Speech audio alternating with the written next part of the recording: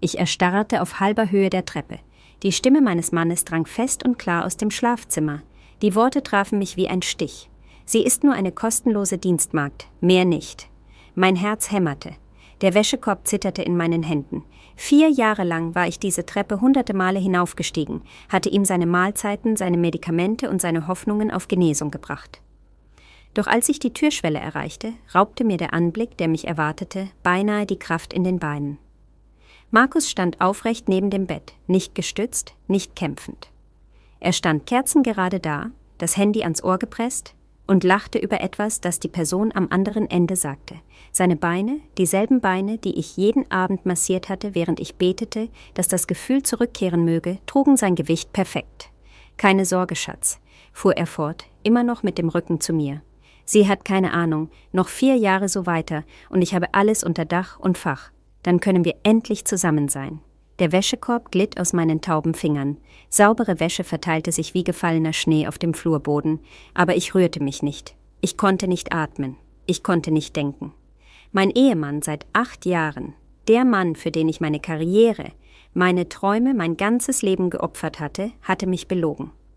Und ich würde dafür sorgen, dass er für jeden einzelnen Tag bezahlen würde. Bevor wir fortfahren, falls dies Ihr erstes Mal auf diesem Kanal ist, abonnieren Sie bitte Claras Geschichten. Ihre Unterstützung hilft uns, noch mehr epische Rachegeschichten aus dem Leben zu erzählen. Viel Spaß beim Zuhören. Clara, der Physiotherapietermin ist um 14 Uhr, sei nicht zu spät. Markus' Stimme schnitt durch die Morgenluft, als ich am Küchentresen stand und sein Frühstück zubereitete. Dieselbe Routine, derselbe Ton, dieselbe Erinnerung daran, dass nichts, was ich tat, jemals gut genug war. »Ich weiß«, sagte ich leise und legte seine Tabletten neben den Teller. »Ich habe es mir aufgeschrieben. Und denk daran, nach den neuen Übungen zu fragen, denen für die Rückenmarksregeneration.« Ich nickte, obwohl er mich von seiner Position im Wohnzimmer aus nicht sehen konnte. 4 Jahre davon. 4 Jahre, in denen ich ihn getragen, gepflegt und für ihn gehofft hatte. Mein Rücken schmerzte vom Heben aus dem und in den Rollstuhl. Meine Hände waren rissig vom Waschen seiner Wäsche, vom Beseitigen seines Schmutzes, vom Managen seines Lebens. Die Frau, die ich einmal war, fühlte sich wie ein Geist an. Clara Bauer, Marketingleiterin. Clara Bauer, die davon träumte, die Welt zu bereisen. Clara Bauer, die einst lachte, bis ihr der Bauch wehtat. Diese Frau war an dem Tag gestorben, als Markus' Auto auf Glatteis geriet und sich um einen Baum wickelte. »Steh nicht einfach nur da«, rief er. »Bring es her.« Ich trug sein Frühstück ins Wohnzimmer und stellte das Tablett auf den Tisch neben seinem Rollstuhl. Er sah mich nicht an, sah mich nie mehr an, starrte nur auf den Fernseher und kaute mechanisch. »Deine Mutter hat angerufen«, sagte ich. »Sie will dieses Wochenende zu Besuch kommen.« Markus' Kiefer spannte sich an. »Was hast du ihr gesagt?« »Dass ich dich zuerst fragen würde.« »Gut. Sag ihr ja und sorge dafür, dass das Haus makellos ist. Du weißt ja, wie sie ist.« Ich wusste genau, wie Susanne Bauer war. Sie fegte wie ein Hurrikan durch unser Haus, zeigte auf jedes Staubkorn, jede Falte in den Vorhängen, jede Art und Weise, wie ich bei ihrem Sohn versagte. Dann zog sie mich für eines ihrer Gespräche beiseite. »Markus braucht dich, Clara. Er hat so viel durchgemacht. Du kannst ihn jetzt nicht im Stich lassen. Was für eine Ehefrau wärst du denn dann?« Die Art, die leben wollte, dachte ich. Aber ich sprach es nie aus. »Ich kümmere mich darum«, sagte ich stattdessen. Markus sah mich endlich an. Seine Augen, einst warm und liebevoll, hielten jetzt nichts als Verachtung bereit. »Das will ich auch hoffen. Und Clara?« »Ja, zieh etwas Anständiges an, wenn sie kommt. Du lässt dich gehen.« Die Worte trafen mich wie ein Schlag. Ich blickte auf meine abgetragenen Jeans und mein verwaschenes T-Shirt. Wann hatte ich das letzte Mal neue Kleidung gekauft? Wann hatte ich das letzte Mal in einen Spiegel geschaut und mich darum geschert, was ich sah? »Ich werde etwas Schönes finden«, flüsterte ich. Er wandte sich wieder dem Fernseher zu. Abgefertigt? Wie immer. Ich zog mich in die Küche zurück und umklammerte die Arbeitsplatte, bis meine Knöchel weiß wurden. Die Frau im Spiegelbild des Fensters sah hohl aus. Müde, besiegt, aber nicht tot. Noch nicht. Mein Handy summte. Eine Nachricht von Leni, meiner besten Freundin seit Kindertagen und der einzigen Person, die sich noch an die Frau erinnerte, die ich einmal war. »Kaffee später? Du klingst in deinen Nachrichten gestresst.« Ich tippte schnell zurück, bevor ich es mir anders überlegen konnte. »Ja, ich muss ja hier raus.« Das Café fühlte sich an wie eine andere Welt. Die Leute lachten und redeten über normale Dinge, Abgabetermine bei der Arbeit, Wochenendpläne, Filme, die sie gesehen hatten. Ich saß Leni gegenüber, meine Hände um eine Tasse Kaffee geschlungen, die vor 20 Minuten kalt geworden war.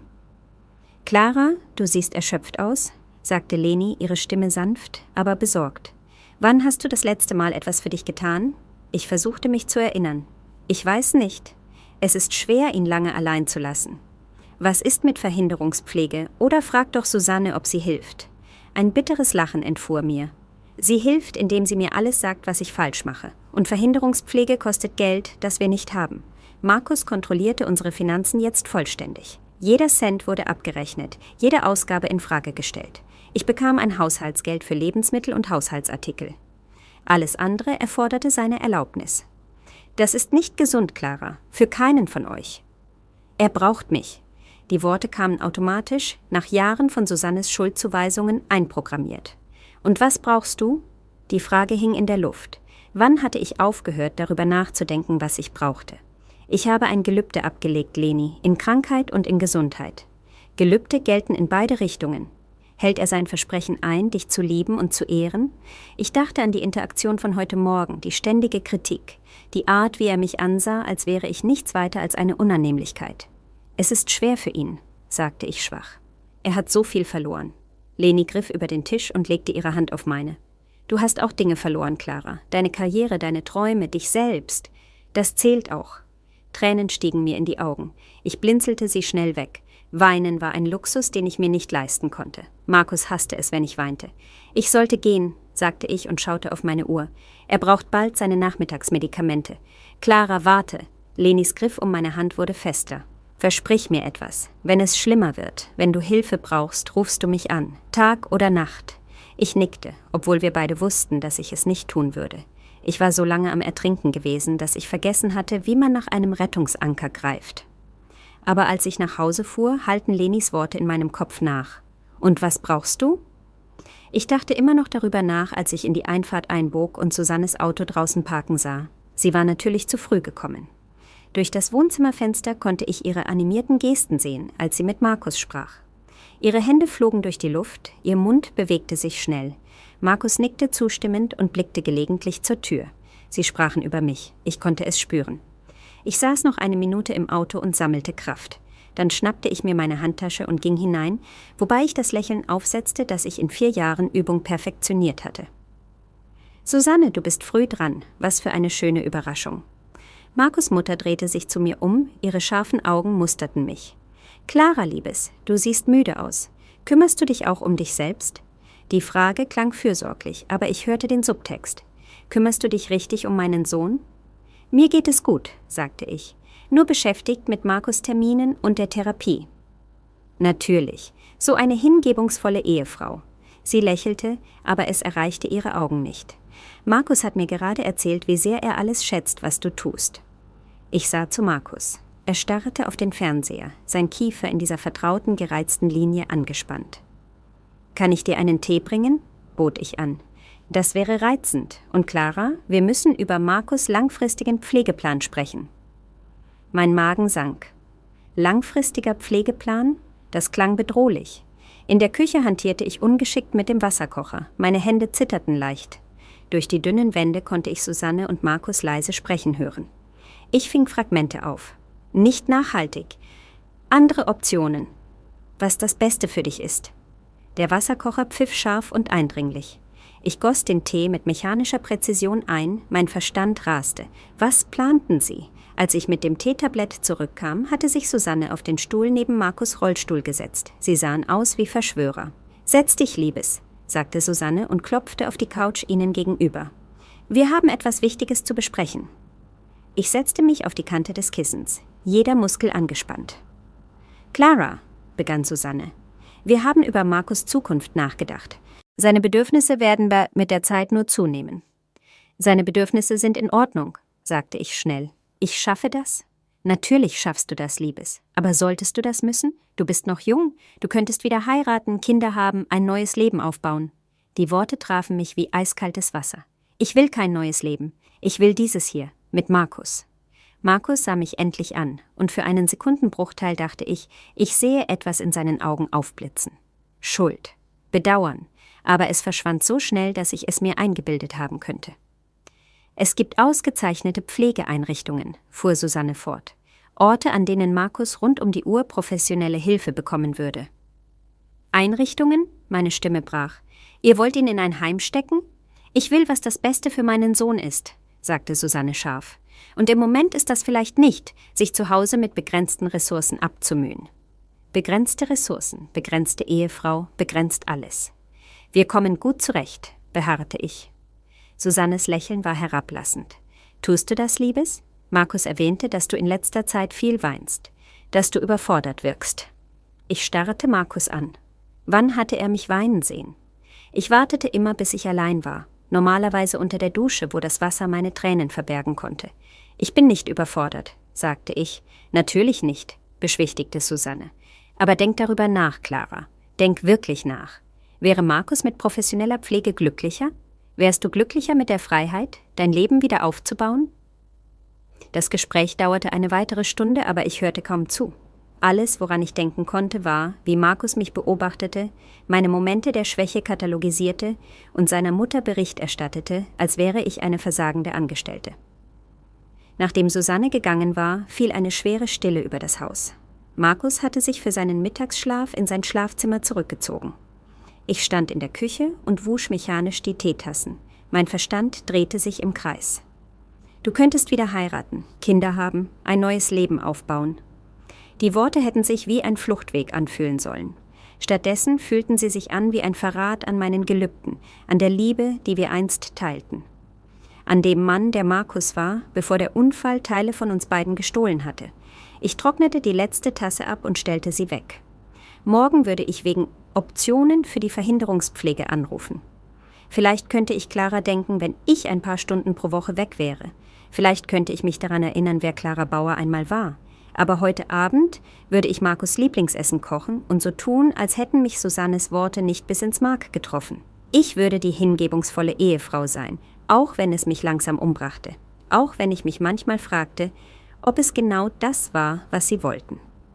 Das Haus fühlte sich an diesem Donnerstagnachmittag anders an, leiser als sonst. Markus war beim Mittagessen ungewöhnlich angenehm gewesen, fast gesprächig. Er hatte sich sogar für das Sandwich bedankt, was seit Monaten nicht mehr vorgekommen war. Ich hätte über die Veränderung glücklich sein sollen. Stattdessen machte sie mich unruhig. Ich faltete Wäsche im Flur, als ich die Stimmen hörte. Zuerst dachte ich, der Fernseher sei zu laut. Markus drehte die Lautstärke während seiner Nachmittagssendungen oft auf. Aber als ich mit seiner sauberen Wäsche die Treppe hinaufstieg, wurden die Stimmen klarer. Und eine davon war definitiv die von Markus. Ich erstarrte auf dem Treppenabsatz. Markus sprach mit jemandem, nicht mit dem Fernseher. Das war ein Gespräch. Aber wie war das möglich? Sein Handy lag unten auf dem Küchentresen. Ich hatte es dort gesehen, als ich ihm das Mittagessen brachte. »Mach dir keine Sorgen«, sagte Markus. Seine Stimme drang durch die geschlossene Schlafzimmertür. »Sie ist völlig ahnungslos.« Mein Herz setzte einen Schlag aus. Mit wem sprach er? Ich schlich näher an die Tür, der Wäschekorb zitterte in meinen Armen.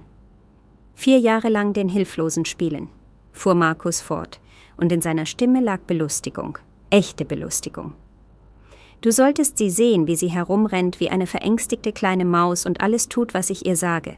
Sie ist nur eine kostenlose Dienstmagd, nichts weiter.« Der Korb glitt aus meinen tauben Fingern. Saubere Wäsche verteilte sich auf dem Flurboden, aber ich bemerkte es kaum. Meine ganze Welt hatte sich auf die Stimme hinter dieser Tür verengt. Der Anwalt sagt, noch 4 Jahre, und wir haben alles unter Dach und Fach, fuhr Markus fort. Die Gesetze zur Verlassensklage spielen mir in die Karten. Wenn ich beweisen kann, dass sie mit meiner Pflege nicht fertig wird, dass sie instabil ist, dann behalte ich das Haus, die Konten, alles. Und weißt du, was das Beste daran ist? Ich presste mein Ohr an die Tür, mein Puls donnerte. Sie glaubt tatsächlich, dass ich nicht laufen kann. Gott, du solltest ihr Gesicht sehen, wenn sie mir nachts ins Bett hilft. All diese Schuld und dieses Mitleid, es ist fast zu einfach. Die Worte trafen mich wie körperliche Schläge. Kann nicht laufen. Fast zu einfach. Ich weiß, sagte Markus, seine Stimme jetzt sanfter. Noch 2 Monate, dann kannst du einziehen. Wir müssen nur noch ein wenig geduldig sein. Lasse sie ihr eigenes Grab schaufeln. Es gab eine Pause, dann lachte Markus. lachte tatsächlich, und der Klang drehte mir den Magen um. »Vertrau mir, Schatz. Wenn ich mit ihr fertig bin, wird Clara nicht wissen, was sie getroffen hat.« Meine Beine gaben nach. Ich rutschte an der Wand hinunter und saß in einem Haufen zwischen der verstreuten Kleidung. 4 Jahre, in denen ich alles geopfert hatte, und es war alles eine Lüge. Ich presste meine Hand auf meinen Mund, um nicht zu schreien. Markus sprach wieder, aber die Worte klangen weit weg, als hörte ich sie durch Wasser. Etwas über Zeitpläne und rechtliche Verfahren und sicherzustellen, dass ich instabil aussah. Sie ist nur eine kostenlose Dienstmagd. Der Satz wiederholte sich in meinem Kopf. Eine kostenlose Dienstmagd. 4 Jahre meines Lebens, und das war alles, was ich für ihn war. Ich weiß nicht, wie lange ich dort saß. Schließlich verstummte Markus' Stimme. Ich hörte Bewegung im Zimmer. Schritte, echte Schritte. Panik schoss durch mich. Ich rappelte mich auf, um die Kleidung aufzusammeln, und stopfte sie mit zitternden Händen zurück in den Korb. Als ich hörte, wie sich der Türknauf drehte, stand ich wieder und versuchte, normal auszusehen. Die Tür öffnete sich. Markus erschien in seinem Rollstuhl, sah vollkommen gefasst aus. »Clara, was machst du hier oben?« Seine Stimme hatte wieder diesen vertrauten Ton, müde, leicht gereizt. Die Stimme eines Mannes, der seine Beine nicht benutzen konnte. »Ich bringe deine Wäsche«, schaffte ich es zu sagen. Meine Stimme klang für meine eigenen Ohren fremd. Er studierte mein Gesicht. »Du siehst blass aus. Fühlst du dich okay?« »Mir geht es gut, nur müde.« »Vielleicht solltest du dich ausruhen. Ich komme eine Weile allein zurecht.« Die Ironie war so scharf, dass sie mich fast in 2 Hälften schnitt. Er kam zurecht. Er kam vollkommen gut zurecht. »Ich räume das nur noch weg«, sagte ich und deutete auf den Korb. »Später. Geh dich ausruhen. Anweisung vom Arzt.« Er lächelte. Dasselbe Lächeln, das mein Herz früher zum Flattern brachte, als wir uns kennenlernten. Jetzt sah es aus wie eine Maske. Ich nickte und ging ins Gästezimmer, wo ich seit einem Jahr schlief. Markus hatte mich überzeugt, dass es so besser sei. Weniger Gefahr, seinen Schlaf zu stören, einfacher für mich zu hören, wenn er nachts Hilfe brauchte. Eine weitere Lüge. Ich schloss die Gästezimmertür und sank auf das Bett. Meine Hände zitterten immer noch. Mein Verstand spielte Markus' Worte immer wieder ab, jedes eine frische Wunde. Sie ist völlig ahnungslos, nur eine kostenlose Dienstmagd. Sie glaubt tatsächlich, dass ich nicht laufen kann. Wie lange ging das schon so? Hatte er von Anfang an simuliert? War der Unfall überhaupt echt gewesen? Ich dachte an die ersten Tage im Krankenhaus zurück. Die Ärzte, die seine Verletzungen erklärten, die Prognose, der lange Weg, der vor uns lag, sie hatten echt gewirkt. Die Röntgenbilder, die MRTs, die Konsultationen mit Spezialisten. Aber Erinnerungen konnten manipuliert werden, Krankenakten konnten gefälscht werden, besonders wenn jemand die richtigen Verbindungen hatte, die richtige Motivation. Mein Handy war in meiner Tasche. Mit zitternden Fingern zog ich es heraus und schrieb Leni eine Nachricht. »Kannst du rüberkommen? Notfall!« Ihre Antwort kam sofort. »Bin auf dem Weg.« Ich starrte an die Decke und versuchte, das Ausmaß dessen zu verarbeiten, was ich entdeckt hatte. Mein Mann war nicht gelähmt. Er plante, sich von mir scheiden zu lassen und alles zu nehmen. Und es gab jemand anderen, Vanessa. Das musste Vanessa Meyer sein, die Physiotherapeutin, die in den ersten Tagen mit Markus gearbeitet hatte. Sie war so aufmerksam gewesen, so fürsorglich. Ich war ihr tatsächlich dankbar für ihr Engagement gewesen. Ein weiteres Puzzleteil fiel an seinen Platz. Die Anrufe, die kamen, wenn ich Besorgungen machte, die Art, wie sich Markus' Stimmung nach bestimmten Terminen verbesserte, die mysteriöse Verbesserung seiner Einstellung an Tagen, an denen Vanessa zu Besuch kommen sollte. Sie hatte vor etwa einem Jahr aufgehört zu kommen. Markus hatte gesagt, er sei mit ihren Methoden so weit gekommen, wie er konnte. Aber was, wenn sie nie wirklich aufgehört hatte zu kommen? Was, wenn sie nur besser darin geworden waren, es zu verbergen? Ein Geräusch von unten riss mich aus meinen Gedanken. Die Haustür, die sich öffnete und schloss. Markus rief, »Clara, Leni ist da.« Ich hörte ihre Stimmen im Wohnzimmer. Lenis fröhliche Begrüßung, Markus' charmante Antwort. Er war immer gut mit meinen Freunden gewesen. Sie alle hielten ihn für einen so hingebungsvollen Ehemann, der seine Behinderung mit Anmut und Humor trug. Wenn sie nur wüssten. Ich spritzte mir kaltes Wasser ins Gesicht und ging nach unten. Leni saß auf der Kante der Couch, ihre Handtasche im Schoß umklammert. Sie sah mich nur einmal an und ihr Gesicht veränderte sich. »Clara? Was ist los?« Markus beobachtete uns beide, sein Gesichtsausdruck sorgfältig neutral. »Sie fühlt sich nicht so gut«, sagte er. »Ich habe ihr gesagt, sie soll sich ausruhen, aber du weißt ja, wie sie ist. Überanstrengt sich immer.« Die Besorgnis in seiner Stimme war perfekt. Hätte ich nicht gehört, was ich oben gehört hatte, hätte ich es vollkommen geglaubt. »Vielleicht würde etwas frische Luft helfen«, schlug Leni vor. »Wir könnten einen Spaziergang um den Block machen.« »Tolle Idee«, sagte Markus. »Ich komme hier klar. Lasst euch Zeit.« Er wollte uns loswerden. Natürlich wollte er das. Wahrscheinlich musste er einen weiteren Anruf tätigen. »Ich hole nur meine Jacke«, sagte ich. Draußen wartete Leni, bis wir weit vom Haus entfernt waren, bevor sie stehen blieb und meinen Arm packte. »Clara, was ist passiert? Du siehst aus, als hättest du einen Geist gesehen.« Ich blickte zurück auf unser Haus. Das Haus, das ich 8 Jahre lang als mein Zuhause betrachtet hatte. Das Haus, in dem ich meine Träume geopfert hatte, um einen Mann zu pflegen, der mich als nichts weiter als eine Angestellte sah. »Ich muss dir etwas erzählen«, sagte ich. »Aber du musst mir versprechen, dass du nicht denkst, ich verliere den Verstand.« Lenis Griff um meinen Arm wurde fester. »Ich verspreche es.« Also erzählte ich ihr alles. Das Gespräch, das ich belauscht hatte, die Implikationen, der Verrat, der tiefer ging, als ich es für möglich gehalten hatte. Als ich fertig war, war Leni für einen langen Moment still. Dann sagte sie die Worte, die ich hören musste. »Wir werden ihn fertig machen.« Lenis Wohnzimmer war in eine Kommandozentrale verwandelt worden.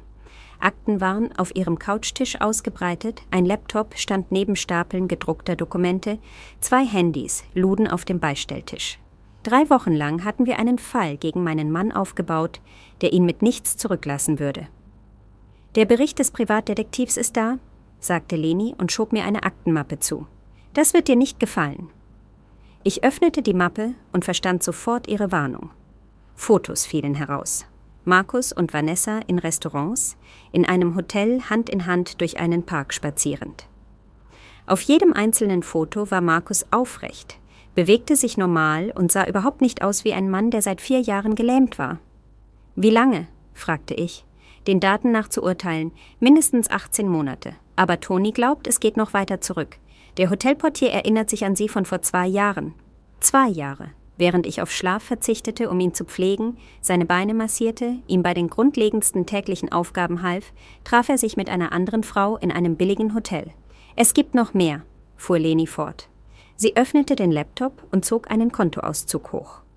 »Erinnerst du dich, wie du erwähnt hast, dass er alle Finanzen kontrolliert?« Ich nickte. Markus hatte mich überzeugt, dass es so einfacher sei. Eine Person, die alles verwaltet, weniger Fehlerquellen. »Er hat Geld verschoben, Clara. Große Beträge, regelmäßig. Schau dir das an.« Der Bildschirm zeigte Überweisungen, die ich noch nie zuvor gesehen hatte. Geld, das von unseren gemeinsamen Konten auf Konten floss, die ich nicht kannte. Zehntausende von Euro, die im Laufe von 3 Jahren verschoben wurden. Wohin geht das Geld? Offshore-Konten, Schweizer Banken, Orte, an denen es für dich sehr schwer sein würde, es bei einer Scheidung zu beanspruchen. Mein Magen sank. Er hatte das seit Jahren geplant. Es wird noch schlimmer. Leni zog ein weiteres Dokument hoch. Ich habe einen Freund die Krankenakten von seinem Unfall überprüfen lassen. Die von seinen Nachsorgeterminen stimmen nicht mit dem überein, was seine Ärzte ursprünglich empfohlen hatten. Was meinst du damit? Sein Neurologe schlug vor, dass er die Physiotherapie fortsetzt und einige experimentelle Behandlungen ausprobiert. Aber laut den Versicherungsunterlagen lehnte Markus die meisten davon ab. Er beantragte ausdrücklich, als dauerhaft behindert eingestuft zu werden. Die Puzzleteile fügten sich zusammen und schufen ein Bild, das so hässlich war, dass ich es kaum ansehen konnte. »Er hat das von Anfang an geplant«, flüsterte ich. »Es sieht so aus. Die Frage ist jetzt, was wir dagegen tun werden.« Ich starrte auf die Fotos, die auf dem Tisch verstreut waren. Markus lächelnd, sein Arm um Vanessa. Markus, der selbstbewusst über einen Parkplatz geht.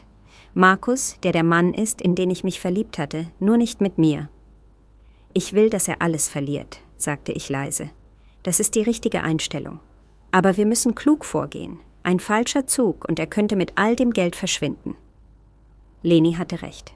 Markus war eindeutig intelligent, manipulativ und hatte dies seit Jahren geplant. Aber er hatte eine Schwäche, seine Arroganz. Er dachte, ich sei völlig ahnungslos, nur eine kostenlose Dienstmagd, die sich niemals wehren würde. Es war an der Zeit, ihm das Gegenteil zu beweisen. »Was ist der Plan?« fragte ich. Leni lächelte. Es war kein nettes Lächeln.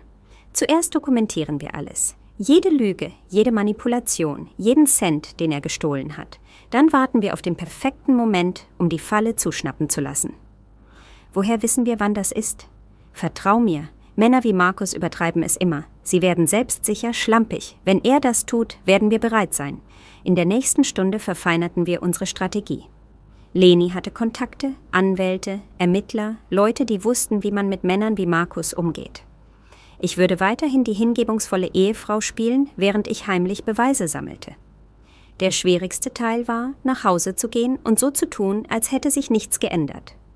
Markus war im Wohnzimmer, als ich hereinkam, und machte seine Abendübungen, die dazu dienten, den Muskeltonus in seinen angeblich nutzlosen Beinen zu erhalten. »Wie war dein Besuch bei Leni?« fragte er, ohne aufzusehen. »Gut, wir haben nur geredet.« »Gut, du brauchst Freunde? Es ist wichtig, Beziehungen außerhalb der Pflege aufrecht zu erhalten.« Die beiläufige Art, wie er das sagte, ließ meine Haut kribbeln, als ob ihm mein Wohlergehen tatsächlich am Herzen läge, als ob er nicht der Grund wäre, warum ich mich von allen, die ich kannte, isoliert hatte. »Markus«, sagte ich vorsichtig, »ich habe darüber nachgedacht, was deine Mutter über Pflegeeinrichtungen gesagt hat.« Er hörte mit dem Training auf und sah mich an. »Was ist damit? Vielleicht hat sie recht. Vielleicht wärst du an einem Ort mit professionellem Personal glücklicher.« Seine Augen verhärteten sich für einen Sekundenbruchteil, bevor die Maske des besorgten Ehemanns wieder an ihren Platz glitt. »Clara, wir haben darüber gesprochen. Ich möchte hier bei dir sein. Wir sind ein Team.« »Ich weiß, aber ich mache mir Sorgen, dass ich dir nicht die beste Pflege gebe. Jemand mit richtiger Ausbildung könnte, ich will von niemand anderem gepflegt werden, weil niemand sonst umsonst arbeiten würde, während er ihre Ersparnisse stiehlt.« »Okay«, sagte ich sanft, »ich will nur, was das Beste für dich ist. Ich weiß, dass du das tust.« Er streckte die Hand aus, nahm meine und drückte sie sanft. »Deshalb liebe ich dich so sehr.« Die Worte hätten mein Herz zum Schmelzen bringen sollen. Stattdessen fühlten sie sich an wie Gift. In dieser Nacht lag ich im Gästebett und starrte an die Decke. Den Flur hinunter hörte ich Markus leise am Telefon sprechen, wahrscheinlich mit Vanessa, wie sie ihre gemeinsame Zukunft planten, während ich die Krankenschwester für einen Mann spielte, der perfekt laufen konnte. Aber nicht mehr lange. Ich zog mein Handy heraus und scrollte durch die Fotos, die Leni von den gesammelten Beweisen gemacht hatte. Kontoauszüge, Krankenakten, Berichte von Privatdetektiven. Markus dachte, er sei so schlau, aber er hatte eine meilenweite Spur hinterlassen. Sein größter Fehler war, mich zu unterschätzen. 4 Jahre lang hatte er mich darauf trainiert, unsichtbar zu sein, seine Bedürfnisse zu antizipieren, mich wie ein Geist durch das Haus zu bewegen. Er hatte keine Ahnung, dass ich ihn genauso sorgfältig beobachtet hatte, wie er mich manipuliert hatte. Morgen würde ich die letzte Phase unseres Plans einleiten. Der Teil, in dem Markus Bauer lernen würde, dass selbst kostenlose Dienstmägde irgendwann die Bezahlung für ihre Dienste verlangen. Und die Rechnung war dabei, fällig zu werden. »Ich finde, wir sollten eine Party schmeißen«, verkündete ich beim Frühstück. Markus blickte von seinen Eiern auf, die Gabel auf halbem Weg zum Mund schwebend. »Eine Party. Für unseren Jahrestag. Es sind 4 Jahre seit dem Unfall. 4 Jahre, in denen wir das gemeinsam durchgestanden haben. Die Worte schmeckten bitter, aber ich hielt meine Stimme leicht. Ich dachte, es wäre schön zu feiern, wie weit wir gekommen sind.« Markus legte seine Gabel langsam ab. Ich konnte sehen, wie er rechnete, versuchte, meine Absicht herauszufinden. »Clara, du weißt, ich bin nicht gerne unter vielen Leuten. Es ist peinlich, in diesem Stuhl zu sein.« Perfekte Antwort. Genau das, was ich erwartet hatte. Nicht viele Leute. Nur enge Freunde, Leni, vielleicht ein paar andere, deine Mutter natürlich, Leute, die uns am Herzen liegen. »Ich weiß nicht.« »Bitte, Markus, ich habe mich in letzter Zeit so isoliert gefühlt. Es würde mir sehr viel bedeuten.« Ich ließ meine Stimme bei den letzten Worten leicht brechen. Markus' Miene wurde weicher, nicht weil ihm meine Gefühle wichtig waren, sondern weil eine traurige, isolierte Ehefrau perfekt in sein Narrativ meiner geistigen Instabilität passte. »Okay«, sagte er schließlich, »wenn es dir wichtig ist, aber halte es klein. Natürlich, vielleicht Samstagnachmittag, ich könnte deine Lieblingsspeisen zubereiten.« »Das klingt nett.« Er lächelte mich dann an, und für einen Moment erinnerte ich mich daran, warum ich mich in ihn verliebt hatte. Vor den Lügen, vor der Manipulation, bevor er mich in jemanden verwandelt hatte, den ich kaum wiedererkannte. Die Erinnerung schmerzte mehr als sein Verrat. Nach dem Frühstück rief ich Leni an. »Es passiert«, sagte ich einfach. »Samstag. Samstag. Ich werde die Anrufe tätigen. Alle werden da sein.« Alle, schloss den Privatdetektiv, die Scheidungsanwältin, Susanne Bauer und 3 unserer engsten Freunde ein. Leute, die zugesehen hatten, wie ich alles für meinen behinderten Ehemann geopfert hatte und mich für eine Heilige hielten. Sie standen kurz davor, die Wahrheit zu erfahren. Die Woche verging in einem Rausch der Vorbereitungen. Ich putzte das Haus zwanghaft, kochte Markus' Lieblingsgerichte, arrangierte Blumen. Für jeden, der zusah, sah ich aus wie eine hingebungsvolle Ehefrau, die eine Feier zum Überleben ihrer Ehe durch Not plante. Markus wurde im Laufe der Woche entspannter. Ich erwischte ihn mehrmals am Telefon, mit leiser und intimer Stimme. Einmal hörte ich ihn lachen und sagen, »Nur noch ein paar Monate, Schatz, dann sind wir frei. Frei.« Das Wort ließ meine Brust schmerzen, aber nicht aus dem Grund, den Markus dachte. Der Samstagmorgen kam grau und nieselig. Perfektes Wetter für das, was kommen würde. Ich war in der Küche und legte letzte Hand an das Essen, als ich ein Auto in der Einfahrt hörte. Durch das Fenster sah ich Susanne aus ihrer Limousine steigen und eine abgedeckte Schüssel vom Rücksitz ziehen. »Deine Mutter ist da«, rief ich Markus zu. »Großartig. Kannst du mir helfen, mich im Wohnzimmer zu positionieren? Ich möchte am Fenster im Sessel sitzen.« Ich half ihm beim Transfer von seinem Rollstuhl in den Wohnzimmersessel.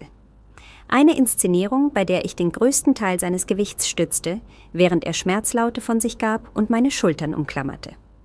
Seine Vorstellung war makellos. Hätte ich es nicht besser gewusst, hätte ich geglaubt, er kämpfe wirklich. Susanne stürmte mit ihrer üblichen Energie herein, küsste Markus auf die Wange und musterte mich mit scharfen Augen.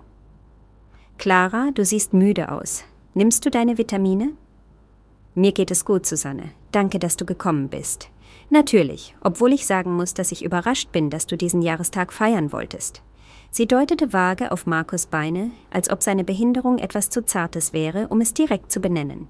»Es ist wichtig anzuerkennen, was wir durchgemacht haben«, sagte ich.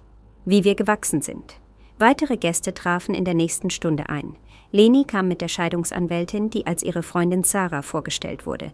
Der Privatdetektiv kam als Nachbar vorbei, der einen Kuchen mitbrachte. Unsere Freunde Thomas und Jana brachten Wein und mitfühlendes Lächeln mit. Markus hielt Hof von seinem Sessel aus, erzählte Geschichten über seinen Genesungsprozess und lobte meine Hingabe als seine Pflegerin. Er war charmant, liebenswürdig, inspirierend. Unsere Gäste hingen an seinen Lippen. »Clara war unglaublich«, sagte er und griff nach meiner Hand. »Ich weiß nicht, was ich ohne sie getan hätte.« Jana tupfte sich die Augen. »Ihr beide seid so eine Inspiration, die Art, wie ihr diese Herausforderung gemeinsam gemeistert habt.« »Clara hat so viel geopfert«, fügte Susanne hinzu. »Ihre Karriere, ihr soziales Leben, alles für Markus.« »Ich habe nichts geopfert«, sagte ich leise. »Ich habe nur getan, was jede Ehefrau tun würde.« Markus drückte meine Hand. »Seht ihr, deshalb liebe ich sie so sehr.« Die Worte drehten sich mir im Magen um, aber ich lächelte und drückte zurück. Gegen 15:00 Uhr entschuldigte ich mich, um nach dem Essen in der Küche zu sehen. Leni folgte mir. »Wie hältst du dich?«, flüsterte sie. »Mir ist schlecht«, gab ich zu. Ihm zuzuhören, wie er allen ins Gesicht lügt. Es ist fast vorbei. Nur noch ein bisschen länger. Bist du sicher, dass das Timing klappt? Toni hat es heute Morgen bestätigt. Vanessa kommt um 16:30 Uhr. Sie denkt, Markus ist allein. Er hat ihr gesagt, du wärst das Wochenende bei deiner Schwester. Meine Schwester lebte 3 Bundesländer entfernt. Ich hatte sie seit 2 Jahren nicht gesehen. Und die Aufnahmegeräte? Sind schon platziert. Alles wird aufgezeichnet. Ich nickte und atmete tief durch. Noch eine Stunde die hingebungsvolle Ehefrau spielen. Dann würde Markus lernen, wie es sich anfühlt, wenn deine ganze Welt vor den Augen von Menschen zusammenbricht, die dir wichtig sind. Wir kehrten ins Wohnzimmer zurück, wo Markus Thomas von seiner letzten Physiotherapiesitzung erzählte. Komplette Fiktion, da er seit Monaten nicht mehr hingegangen war.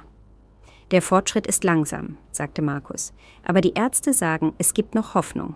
Clara gibt mich nie auf. Ich spürte die Blicke aller auf mir, warm vor Bewunderung für meine Hingabe, wenn sie nur wüssten. Um 16:20 Uhr stand ich auf und streckte mich. Ich sollte anfangen, in der Küche aufzuräumen. »Lass mich helfen«, bot Jana an. »Nein, bitte bleib bei Markus. Ich brauche nur ein paar Minuten.« Ich ging in die Küche und wartete. Durch das Fenster sah ich eine silberne Limousine in die Einfahrt einbiegen. Vanessa, pünktlich. Mein Herz hämmerte, als ich hörte, wie ihr Schlüssel in der Haustür steckte, der Schlüssel, den Markus ihr offensichtlich gegeben hatte. Es gab einen Moment der Stille aus dem Wohnzimmer. Dann Markus' Stimme, laut und panisch. »Vanessa, was machst du hier?« »Du hast gesagt, Clara wäre das Wochenende weg«, kam ihre verwirrte Antwort. »Was sind das für Autos? Oh mein Gott!« Ich ging zurück ins Wohnzimmer, gerade als Vanessa in der Tür erschien. Sie war wunderschön, groß, blond, selbstbewusst.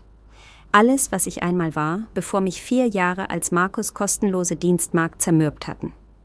Sie erstarrte, als sie den Raum voller Menschen sah. Markus saß in seinem Sessel, das Gesicht weiß wie Papier.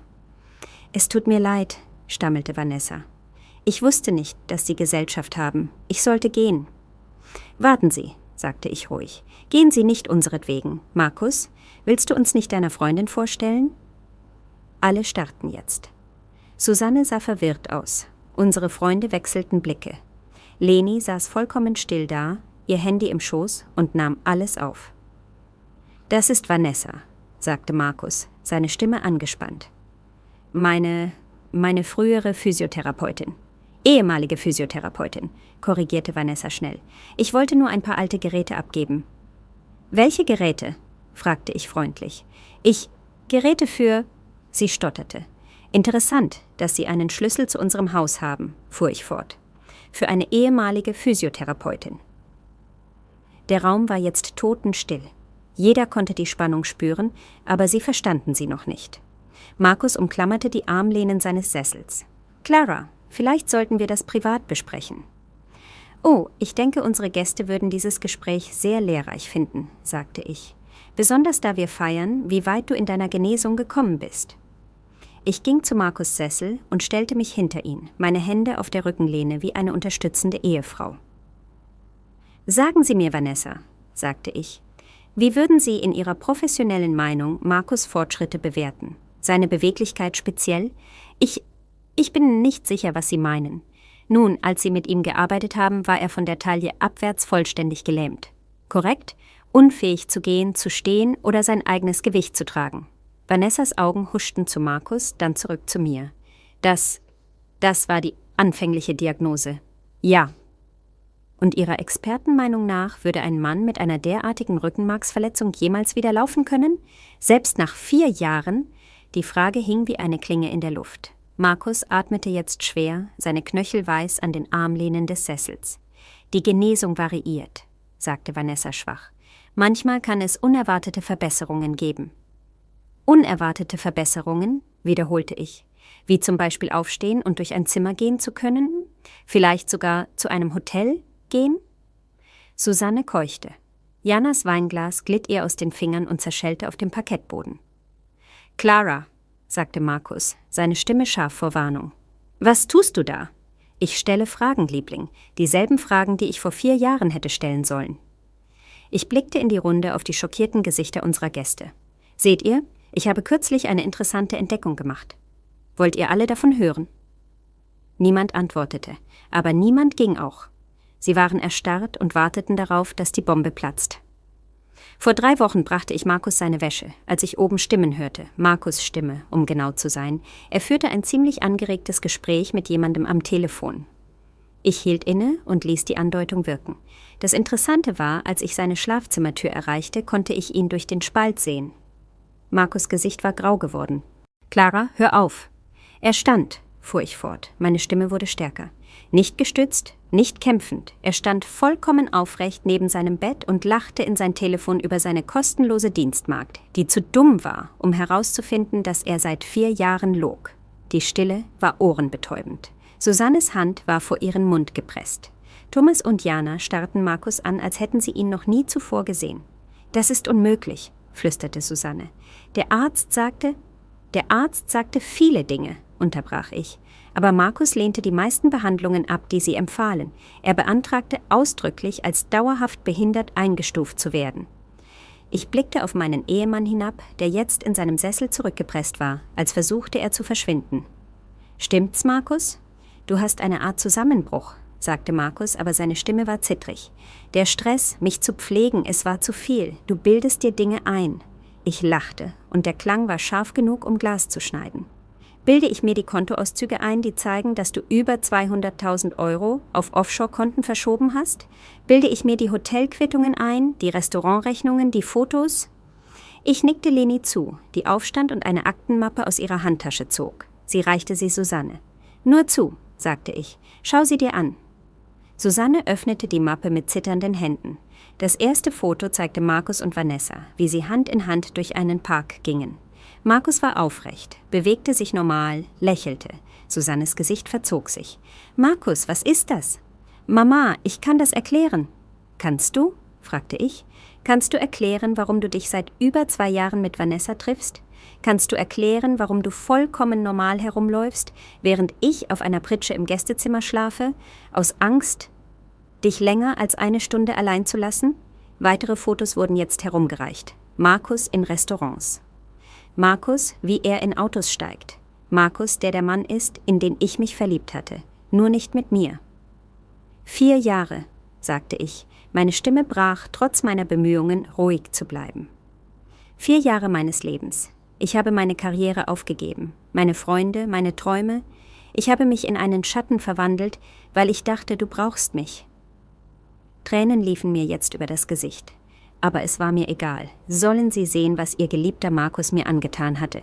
Aber du hast mich nie gebraucht, oder? Du brauchtest nur jemanden, der dumm genug war, sich um dich zu kümmern, während du deine Flucht mit deiner Freundin geplant hast. Vanessa wich zur Tür zurück. Aber Thomas stellte sich ihr in den Weg. »Ich glaube nicht«, sagte er leise. »Ich denke, du solltest bleiben und das hier hören.« Markus versuchte es noch einmal. »Das ist alles ein Missverständnis. Clara steht unter enormem Stress.« »Steh auf«, sagte ich plötzlich. »Was?« »Du hast mich gehört. Steh auf, sofort.« »Clara, du weißt, ich kann nicht.« »Steh auf«, schrie ich, meine Stimme hallte durch den Raum. Der Befehl war so scharf, so unerwartet, dass Markus' Körper reagierte, bevor sein Verstand ihn aufhalten konnte. Er begann, sich aus dem Sessel hochzudrücken, seine Beine spannten sich an, um sein Gewicht zu tragen. Er fing sich auf halbem Weg auf, aber es war zu spät. Jeder hatte es gesehen. Die automatische Reaktion eines Mannes, dessen Beine perfekt funktionierten. Der Raum brach aus. Susanne schluchzte. Jana fluchte. Thomas starrte Markus mit Abscheu an. Leni dokumentierte alles ruhig mit ihrem Handy. »Du Bastard«, flüsterte Susanne. »Du lügender, manipulativer Bastard. Was hast du ihr angetan?« Markus sank zurück in den Sessel. Alle Vorwände waren endlich fallen gelassen. »Ihr versteht das nicht. Clara und ich, wir funktionierten nicht. Wir waren seit Jahren nicht mehr glücklich.« »Also hast du beschlossen, sie zu quälen, anstatt dich einfach scheiden zu lassen?« Toms Stimme war eiskalt. »Du hast sie zu deiner Dienerin gemacht, während du ihr Geld gestohlen und sie betrogen hast.« »Die Ehe war bereits vorbei«, sagte Vanessa plötzlich und fand ihre Stimme wieder. Markus war gefangen. Er konnte nicht gehen, weil Clara bei der Scheidung alles bekommen hätte. Also hat er stattdessen zuerst alles genommen, sagte Leni und filmte weiter. Sehr edel. Ich wischte mir die Augen und blickte in die Runde auf diese Menschen, die zugesehen hatten, wie ich mein Leben für eine Lüge geopfert hatte. Einige von ihnen sahen entsetzt aus, andere schämten sich, dass es sie Markus' Geschichte nie in Frage gestellt hatten. Er ist dein Sohn, du liebst ihn. Ich liebe ihn, aber ich mag nicht, wer er ist, und ich werde nicht mehr so tun, als wäre das, was er getan hat, verzeihlich. Wir saßen einen Moment in angenehmer Stille. Dann fragte Susanne, bereust du es jemals? Ihn so bloßgestellt zu haben, wie du es getan hast? Ich überlegte die Frage. Meinst du, ob ich es bereue, ihn vor unseren Freunden und unserer Familie gedemütigt zu haben? Ja? Nein, sagte ich fest. Er hat sich selbst gedemütigt. Ich habe mich nur geweigert, seine Geheimnisse weiter zu hüten. Susanne nickte. Gut, er hat auf deine Güte gezählt, deine Bereitschaft, ihn zu schützen, selbst wenn er es nicht verdiente. Ich bin froh, dass du dich endlich für dich selbst entschieden hast. Nachdem sie gegangen war, saß ich in meiner Wohnung und dachte über Entscheidungen nach. 4 Jahre lang hatte ich die Entscheidung getroffen, zu glauben, zu vertrauen, zu opfern. Sie hatten sich damals wie gute Entscheidungen angefühlt. Die Entscheidungen einer liebenden Ehefrau, einer hingebungsvollen Partnerin. Aber es waren auch die Entscheidungen einer Frau gewesen, der beigebracht worden war, dass ihr Wert von dem herrührte, was sie für andere tun konnte, nicht von dem, wer sie war. Jetzt traf ich andere Entscheidungen. Ich wählte Arbeit, die mich erfüllte, Freunde, die mich als gleichwertig ansahen.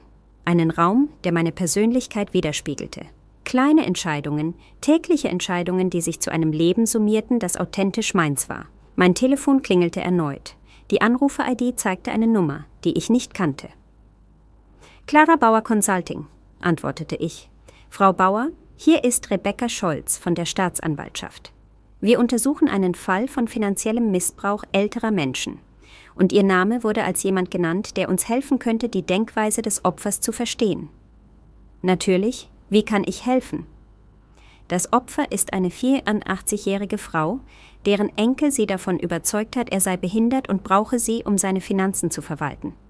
Sie hat ihm über 300.000 € gegeben, bevor ihre Nachbarin misstrauisch wurde. Mein Herz schmerzte für diese Frau. Eine weitere Person, die dafür bestraft wurde, jemanden zu lieben, der es nicht verdiente. »Wann können wir uns treffen?« fragte ich. Nachdem ich den Termin vereinbart hatte, ging ich zu meinem Fenster und blickte auf die Stadt hinaus. Irgendwo da draußen war eine ältere Frau, die von jemandem, den sie liebte, betrogen worden war. Irgendwo anders war ein Mann, der dachte, er könne Güte ohne Konsequenzen ausnutzen. Er lag falsch. Sie lagen alle falsch. Ich hatte 4 Jahre damit verbracht zu lernen, klein zu sein, unsichtbar zu sein, das zu sein, was jemand anderes von mir brauchte. Aber ich hatte auch gelernt, geduldig zu sein, aufmerksam zu sein, leise Informationen zu sammeln. Markus hatte mich gelehrt, ein Geist zu sein. Er hatte nur nie begriffen, dass Geister einen heimsuchen können. Mein Laptop meldete eine neue E-Mail. Eine andere Frau, eine andere Geschichte von Verrat und Manipulation. Eine weitere Chance, jemandem zu helfen, sich daran zu erinnern, dass er Besseres verdient hatte. Ich knackte mit den Fingern und begann zu tippen.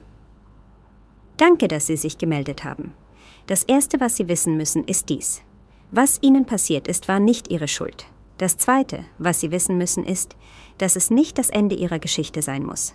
Lassen Sie uns darüber reden, wie wir ein besseres Ende schreiben können.« Draußen vor meinem Fenster schien die Sonne.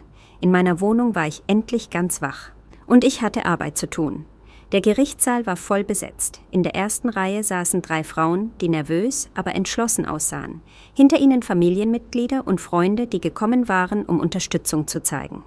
Hinten eine Handvoll Reporter, die über das berichteten, was als der Prozess um den Behindertenbetrugsring bekannt geworden war. Ich saß im Zeugenbereich und wartete darauf, aufgerufen zu werden. Markus saß mit seinem Anwalt am Tisch der Angeklagten und sah älter und kleiner aus, als ich ihn in Erinnerung hatte. Das Gefängnis war nicht gut zu ihm gewesen. »Die Anklage ruft Clara Bauer in den Zeugenstand«, verkündete der Staatsanwalt. Ich ging zum Zeugenstand, hob meine rechte Hand und schwor, die Wahrheit zu sagen. Nach allem, was ich durchgemacht hatte, war es das einfachste Versprechen, das ich je gegeben hatte. »Frau Bauer«, begann der Staatsanwalt, »Sie waren 8 Jahre mit dem Angeklagten verheiratet, von denen er 4 Jahre lang behauptete, nach einem Autounfall gelähmt zu sein. Können Sie dem Gericht erzählen, wie sich das auf Ihr tägliches Leben ausgewirkt hat?« Ich blickte in den Gerichtssaal. Er hatte aus seinen Fehlern mit mir gelernt, war aber auch unvorsichtiger geworden. »Euer Ehren«, begann ich. 4 Jahre lang glaubte ich, ich pflege einen behinderten Mann, der meine Hilfe zum Überleben brauchte. Ich gab meine Karriere auf, isolierte mich von Freunden und widmete jeden wachen Moment seiner Pflege. Ich schlief auf einer Pritsche im Gästezimmer, damit ich hören konnte, wenn er nachts Hilfe brauchte. Ich badete ihn, zog ihn an, hob ihn in und aus Rollstühlen und Betten. Ich tat dies, weil ich ihn liebte und weil ich glaubte, er hätte niemanden sonst. Ich hielt inne und blickte direkt auf Markus. Was ich nicht wusste, war, dass er perfekt laufen konnte, wann immer ich das Haus verließ. Dass er eine andere Frau traf, Geld von unseren Konten stahl und plante, mich für geistig unzurechnungsfähig erklären zu lassen, damit er alles nehmen konnte, was wir gemeinsam aufgebaut hatten. Der Staatsanwalt führte mich durch den Zeitplan, die Entdeckung, die Ermittlungen, die Scheidung. Dann kamen wir zu dem, was danach passiert war. Hatten Sie nach Ihrer Scheidung Kontakt mit dem Angeklagten? Keinen direkten Kontakt. Aber etwa 1 Jahr später wurde ich von Rebecca Scholz kontaktiert. Ich deutete auf eine der Frauen in der ersten Reihe. Sie hatte meinen Namen online im Zusammenhang mit Artikeln über finanziellen Missbrauch in der Partnerschaft gefunden. Sie war in einer Beziehung mit Markus und begann zu vermuten, dass er nicht so behindert war, wie er behauptete. Was haben Sie ihr gesagt? Ich sagte ihr, sie solle ihren Instinkten vertrauen und alles dokumentieren. Ich half ihr, einen Privatdetektiv und einen Anwalt zu kontaktieren. Als sie bereit war, ihn zu konfrontieren, sorgte ich dafür, dass sie nicht allein war. Der Staatsanwalt nickte. Ich sagte 2 Stunden lang aus und schilderte den emotionalen und finanziellen Missbrauch, die Manipulationstaktiken. Die Art, wie Markus die Barmherzigkeit von Frauen ausnutzte und ihre Liebe als Waffe gegen sie einsetzte. Während des Kreuzverhörs versuchte Markus' Anwalt, mich als verbitterte Ex-Frau darzustellen, die auf Rache aus war. Ich blieb ruhig, hielt mich an Fakten und dokumentierte Beweise. »Frau Bauer«, sagte der Verteidiger, »ist es nicht wahr, dass Sie ein Geschäft darauf aufgebaut haben, das Opfer zu spielen, dass Sie davon profitieren, diese Geschichte zu erzählen?« Ich sah ihn ruhig an. »Ich habe ein Geschäft aufgebaut, das Frauen hilft, ihr Leben nach einem Verrat wieder aufzubauen. Wenn das Profit aus meiner Geschichte ist, dann ja, bin ich stolz auf diesen Profit.« Nachdem ich den Zeugenstand verlassen hatte, sagte Rebecca Scholz aus. Die Geschworenen berieten weniger als 3 Stunden, schuldig in allen Anklagepunkten. Vor dem Gerichtsgebäude umarmte mich Rebecca fest. »Danke«, flüsterte sie, »dass du mir geholfen hast zu sehen, dass ich nicht verrückt war. Du warst nie verrückt«, sagte ich ihr. »Du hattest es nur mit jemandem zu tun, der sehr gut darin war, dich an dir selbst zweifeln zu lassen.« Ein Reporter trat mit einem Mikrofon auf mich zu. »Frau Bauer, was würden Sie anderen Frauen sagen, die sich in ähnlichen Situationen befinden könnten?« Ich dachte einen Moment nach und blickte dann direkt in die Kamera. »Vertrauen Sie Ihren Instinkten. Wenn sich etwas falsch anfühlt, ist es das wahrscheinlich auch. Dokumentieren Sie alles. Finden Sie Menschen, die Ihnen glauben. Und denken Sie daran, die Person, die behauptet, Sie zu lieben, sollte Sie niemals klein, verwirrt oder wertlos fühlen lassen. Liebe verlangt nicht, dass Sie verschwinden.« An diesem Abend saß ich in meinem Büro, einem echten Büro jetzt, mit Angestellten und Klienten auf einer Warteliste von Frauen, die Hilfe beim Wiederaufbau ihres Lebens brauchten. Auf meinem Schreibtisch stand ein Foto von Rebeccas Hochzeit.